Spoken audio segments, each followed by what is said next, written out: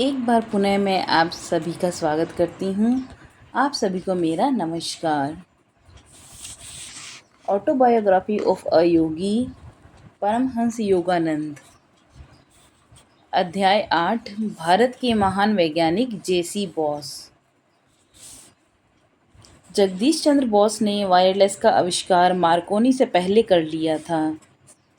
इस तरह की उत्तेजनापूर्ण टिप्पणी सुनकर मैं किनारे खड़े प्रोफेसरों के समूह जो वैज्ञानिक विषयों पर चर्चा कर रहे थे उनके पास खड़ा हो गया।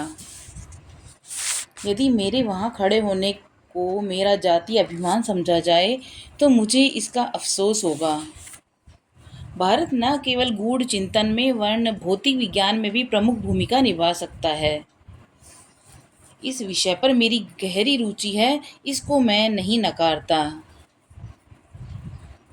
आपके कहने का क्या तात्पर्य है सर? प्रोफेसर महोदय ने स्पष्टीकरण कर दिया। बॉस सबसे पहले व्यक्ति थे जिन्होंने वायरलेस कोहरर और विद्युत तरंगों की अपरिवर्तन वक्रता को दिखाने के लिए यंत्र का आविष्कार किया था, लेकिन भारतीय वैज्ञानिक ने इसका व्यावसायिक प्रचार नहीं किया। उन्होंने शीघ्र ही अपना ध्यान अजैविक से जैविक जगत पर मोड़ लिया। वनस्पति शास्त्र में उनके द्वारा किए गए क्रांतिकारी आविष्कार और भौतिक वैज्ञानिक के रूप में किए गए मौलिक आविष्कारों से कहीं अधिक है। मुझे ऐसी सूचना देने पर मैंने उनका विनम्रतापूर्वक धन्यवाद किया। आगे उन्होंने कहा, ऐसा महान वैज्ञानिक प्रेसिडेंसी कॉलेज में मेरा साथी प्रोफेसर है।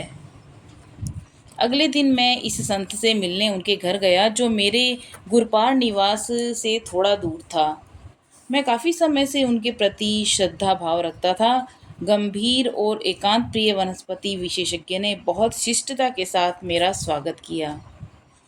उनकी उम्र 50 वर्ष के आसपास थी। चौड़ा माथा, घने बाल, स्वप्निल नेत्र और सुगठित शरीर के एक आकर्षक और रूपवान पुरुष थे। उनका भाषा का विशुद्ध उच्चारण उनके वैज्ञानिक स्वभाव को दर्शाता था। मैं अभी अभी पश्चिम की वैज्ञानिक सोसाइटी की सभाओं में भाग लेकर लौटा हूँ। मेरे द्वारा आविष्कृत उपकरण को प्रदर्शनी में रखा गया था जो जीवन की अविभाज्य एकता को दिखाता है। बॉस के क्रेस्कोग्राफ की परिवर्तन शक्ति 1 करोड़ गुना है, जबकि साधारण माइक्रोस्कोप कुछ सहस्त्र गुना ही दिखाता है। फिर भी उसने जीव विज्ञान की दिशा को गति दी। क्रेस्कोग्राफ ने इस दिशा में असंख्य मार्ग खोल दिए हैं। सर, आपने पूर्व और पश्चिम जगत में होने वाली वैज्ञानिक आविष्कारों को तेज करने में बहुत बड़ा योगदान दिया है। मेरी शिक्षा कैम्ब्रिज में हुई। प्रयोग के आधार किसी सिद्धांत की सूक्ष्म जांच विधि के पाश्चात्य शिक्षा का यह कदम सराहनीय है। प्रायोगिक विधि और आत्मनिरीक्षण जो मेरे पूर्व देश की विरासत है, यह दोनों साथ साथ चलते हैं। इन दोनों को साथ साथ करने से मैं लंबे समय तक प्रकृति के मौन को तोड़ने में समर्थ रहा। सारे भेदों को तोड़ने वाले क्रेस्कोग्राफ के चार्ट यह बताने में सक्षम हैं कि पौधों में संवेदनशील स्नायु तंत्र है और उनके अंदर भी भाव हैं। प्रेम, घृणा, आनंद, भय, सुख, दुख, मूर्छा और असंख्य भावानुभूति पौधों और जीवों में एक समान है। प्रोफेसर महोदय, आपके इस आविष्कार से पहले इस तरह की भावनाएं केवल एक कवि की कल्पना कही जाती थी। एक संत जिन्हें मैं जानता था वे कभी भी फूल नहीं तोड़ते थे। क्या मैं इस गुलाब की झाड़ी से फूल तोड़कर उसकी अपनी खूबसूरती पर गर्व को छीन लूं? क्यों मैं इसके आत्मसम्मान को धक्का पहुंचाऊं? उनके इस करुणामयी शब्दों को आप आविष्कार एक सत्यता देता है। एक कवि सच के साथ अंतरंग होता है, जबकि वैज्ञानिक अजीब और गरीब तरीकों से वहां पहुंचने की कोशिश करता है। किसी दिन मेरी प्रयोगशाला में आना और क्रेस्कोग्राफ के प्रमाण को स्वयं देखना। कृतज्ञतापूर्वक मैंने उनका आमंत्रण स्वीकार किया और उनसे विदा ली। बाद में पता चला कि उन्होंने प्रेसिडेंसी कॉलेज छोड़ दिया है और कलकत्ता में एक अनुसंधान केंद्र बनाने की सोच रहे हैं। जब बॉस इंस्टीट्यूट का उद्घाटन हुआ तब मैं भी उस समारोह में उपस्थित था। सैकड़ों उत्साही परिसर में घूम रहे थे। विज्ञान के इस नए पीठ की कलकत्ता और आध्यात्मिक प्रतीकात्मकता को देख बहुत प्रसन्न हुआ। उसका प्रवेश द्वार मैंने ध्यान से देखा तो सुदूर स्थित किसी प्राचीन मंदिर के अवशेष की तरह था। कमल के तालाब के पीछे एक तराशी हुई नारी मूर्ति थी, जिसके हाथों में मशाल थी, जो भारतीय परंपरा के अनुसार स्त्री के प्रति सम्मान का सूचक भी है। उद्यान में ब्रह्मा को समर्पित एक छोटा मंदिर भी था और मंदिर में मूर्ति विहीन खाली स्थान ईश्वर के निराकार होने का प्रतीक है। इस महान अवसर पर बॉस जी का भाषण ऐसा प्रतीत हो रहा था मानो प्राचीन ऋषियों से प्रेरित दिव्य संदेश हो। मैं आज इस संस्था को न केवल एक प्रयोगशाला बल्कि एक मंदिर को समर्पित कर रहा हूँ।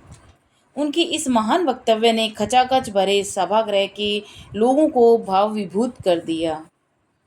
मैं अपने आविष्कार की प्रक्रिया में कब भौतिक विज्ञान और प्रकृति विज्ञान के क्षेत्र में पहुंच गया, मुझे इसका पता ही नहीं चला। मुझे अत्यंत आश्चर्य हुआ जब मैंने देखा सीमा क्षेत्र खत्म हो जाए और जीवित और निर्जीव के बीच स्पर्श बन रहा है। मैंने देखा निर्जीव निष्क्रिय नहीं था और उसके अंदर असंख्य शक्तियों का प्रभाव पनप रहा था। एक सामान्य प्रक्रिया धातु, पौधों और जीवों में एक समान नियम के तहत चल रही थी। उन सभी के अंदर थकान और अवसाद का पुट था, जिसमें उसके ठीक होने और हर्षोल्लास की संभावना बनी रहती थी। मृत्यु के साथ जुड़ी स्थायी प्रतिक्रिया की अनुपस्थिति, सबके प्रदर्शन एक ही तरह के थे।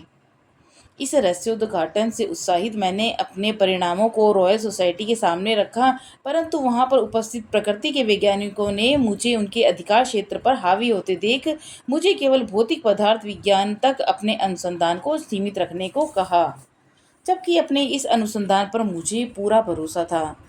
मैं उनके क्षेत्र के लिए एक खतरा था। वहाँ एक धर्मशास्त्रीय पूर्वाग्रह भी अपना कार्य कर रहा था, जिसका अज्ञान पर भी विश्वास था। हम अक्सर ये भूल जाते हैं कि परम पिता परमात्मा की उत्पत्ति में जो रहस्य है, उसके बारे में उसने हमें समझने और प्रश्न करने की बुद्धि भी दी है। यद्यपि कई वर्षों तक गलतफहमी का शिकार बने रहने से मेरी समझ में अच्छी तरह से आ गया कि विज्ञान के प्रति उपासना करने वाले का जीवन अनंत संघर्ष से भरा होता है। उसे अपना जीवन चाहे लाभ हानि का हो या सफलता विफलता का, यह उसे एक अर्ध्य के रूप में समर्पित करना होता है।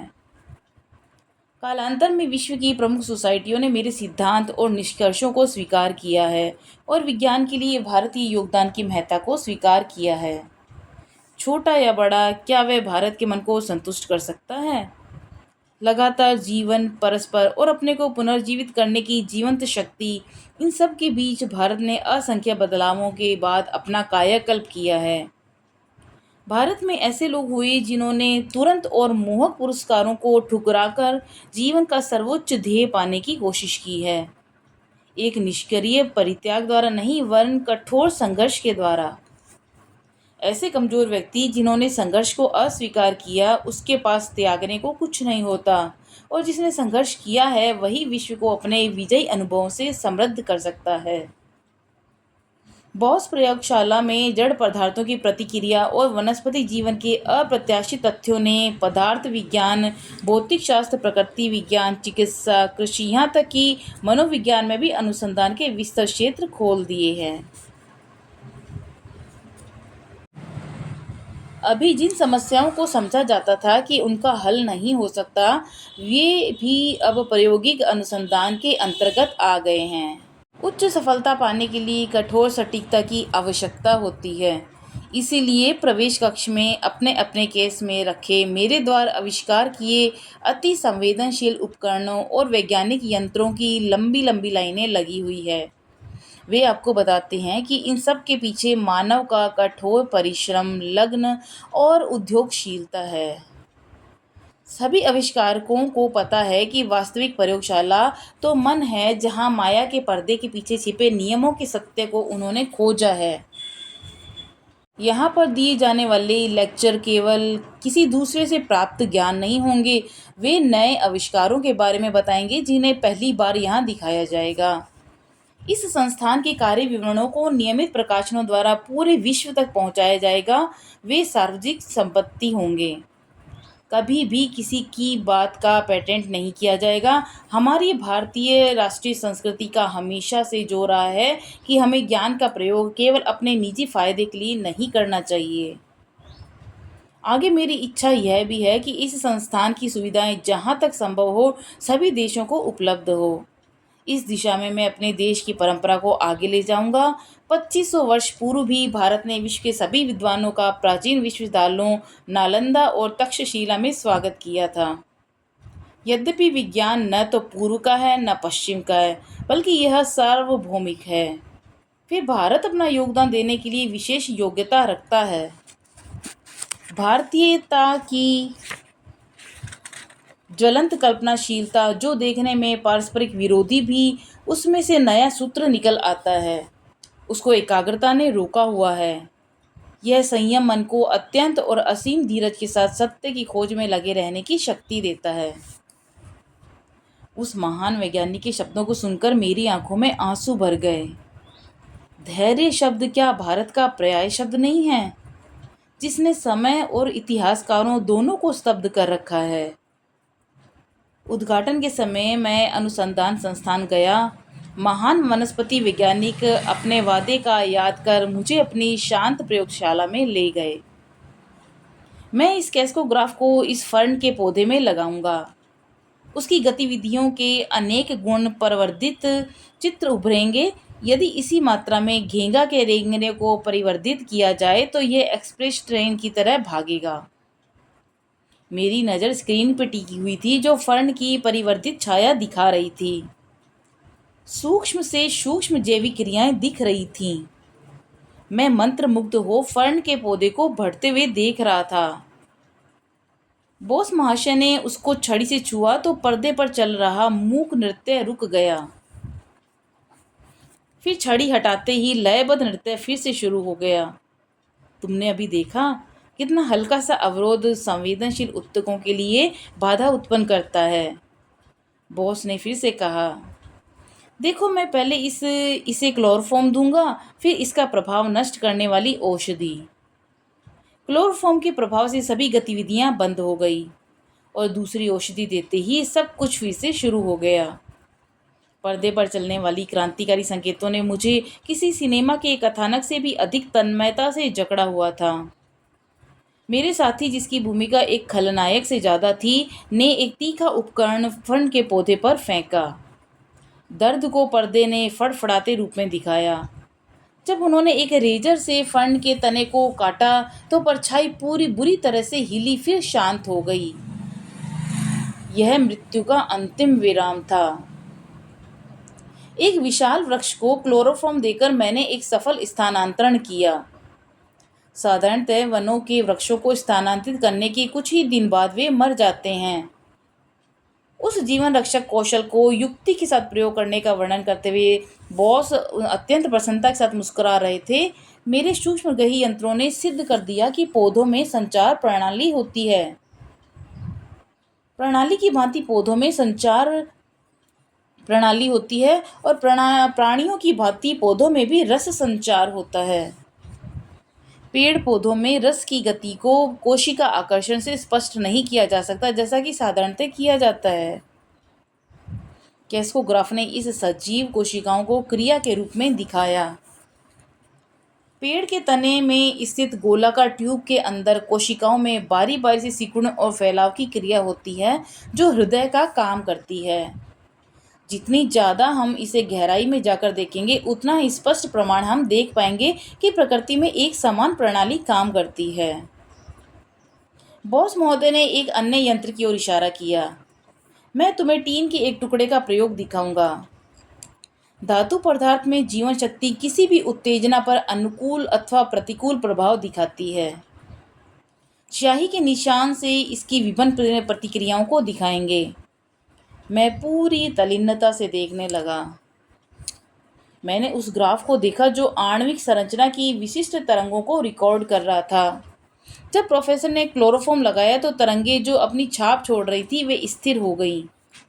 वे फिर से शुरू हो गई जैसे ही धातु अपनी स्वाभाविक स्थिति में वापस आया। मेरे साथी ने एक जहरीला रसायन उसके ऊपर डाला। कंपन के साथ टीन ने हिलना बंद कर दिया। उसी समय सुई ने चार्ट के ऊपर मृत्यु का नोटिस लिखा। बॉस के उपकरण ने दिखाया कि धातु जैसे स्टील जिसे कैंची अथवा अन्य मशीनों में उपयोग में लाते हैं वे भी थक जाती हैं। और फिर कुछ देर विराम के बाद उन्होंने पुरानी सक्रियता पुनः प्राप्त कर लेती हैं। धातु में जीवन तत्व को नुकसान यहाँ तक कि खत्म भी किया जा सकता है यदि उस पर बिजली की तरंग अथवा भारी दबाव डाला जाए। मैंने कमरे के चारों तरफ देखा जहाँ अथक प्रतिभा के जीते जागते प्रतीक असंख्य आविष्कार पड़े हुए थे। सर, यह दुख का विषय है कि आपके अद्भुत यंत्रों का पूर्ण लाभ उठाकर बड़े पैमाने पर कृषि विकास को गति नहीं दी जा रही। विभिन्न प्रकार की खादों का पौधे के विकास पर क्या प्रभाव पड़ता है इसे हम प्रयोगशाला में देख सकते हैं। हाँ, तुम सही कह रहे हो। भविष्य में बॉस उपकरणों का असंख्य उपयोग किया जाएगा। वैज्ञानिकों को उसके परिश्रम का पुरस्कार तत्काल शायद ही मिलता है। सृजनात्मक सेवा का आनंद ही विज्ञानी के लिए काफ़ी है। उस संत ने हार्दिक कृतज्ञता प्रकट करते हुए मैंने उनसे जाने की आज्ञा मांगी। मैंने सोचा क्या ऐसे अद्भुत प्रतिभा के माली की प्रतिभा कभी खत्म हो सकती है। आगे के वर्षों में उनकी प्रतिभा में कोई कमी नहीं आई। रेजिडेंट कार्डियोग्राफ नामक जटिल यंत्र का आविष्कार करने के बाद बॉस महोदय असंख्य भारतीय पेड़ पौधों के अनुसंधान पर लग गए। असंख्य ऐसी उपयोगी औषधियों की विराट तालिका तैयार हो गई। कार्डियोग्राफ एक ऐसी अचूक सटीकता के साथ तैयार किया जिसमें सेकंड का 100वां हिस्सा भी ग्राफ में दिखता है। पेड़ पौधे प्राणी मानव के शरीर के सूक्ष्म से सूक्ष्म स्पंदन को यह कार्डियोग्राफ अंकित कर लेता है। इस मानव वनस्पति ज्ञानी ने भविष्यवाणी की थी कि उसका कार्डियोग्राफ के प्रयोग से पेड़ पौधों के अंग को भेद कर काम किया जा सकेगा।